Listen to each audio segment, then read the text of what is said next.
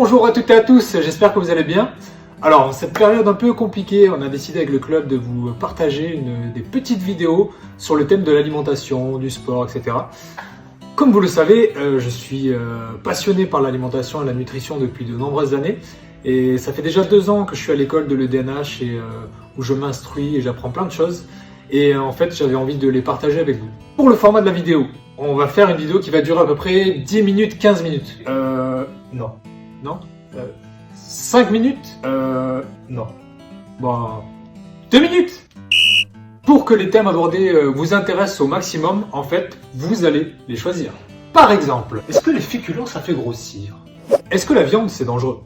Comment savoir si on a des carences? Que faut-il manger après une séance de musculation ou après un entraînement? Ou tout simplement, pourquoi faire des analyses biologiques? Quel régime adopter? Végétarien? Vegan? Végétalien? Carnivore? Quelle est la différence?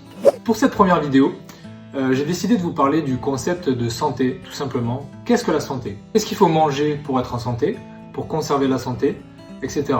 Ben, la réponse, en fait, elle n'est pas si simple. D'un côté, il y a les recommandations officielles.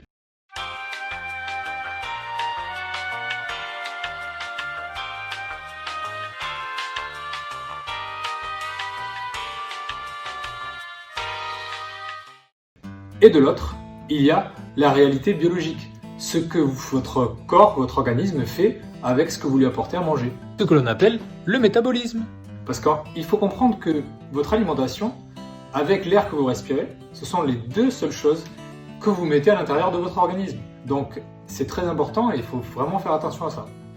Mais du coup, comment savoir si ce que je mange, est-ce que c'est assez, est-ce que c'est pas assez, est-ce qu'il faut manger plus de légumes, plus de féculents, plus de viande? Eh bien la réponse, elle est à l'intérieur de vous. C'est votre biologie. Sans analyse biologique, il est quasiment impossible de prévoir ce que devient un aliment quand vous le mangez. Il existe, vous l'aurez compris, plusieurs bilans d'analyse biologique de divers types, digestifs, des bilans neurologiques, des bilans immunologiques. Donc comment savoir lequel je dois faire ou lequel je ne dois pas faire? Vous l'aurez compris, la réponse n'est pas simple.